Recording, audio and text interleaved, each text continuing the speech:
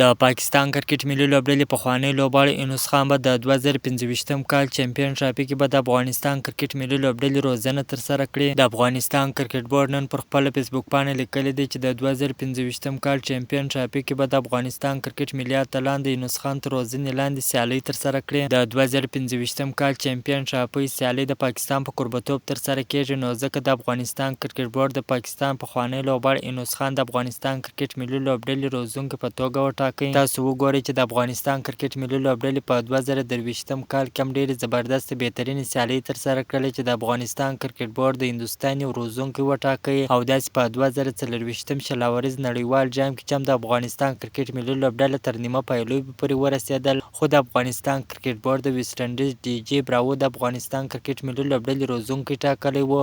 نو انشاءالله یونس خان به هم په چمپیون ټرافي کې د افغانستان کرکټ ملي لوبډلې سره ښه روزنه ترسره کړي، افغان کرکټ ملي لوبډله به هم ښې سیالۍ وکړي.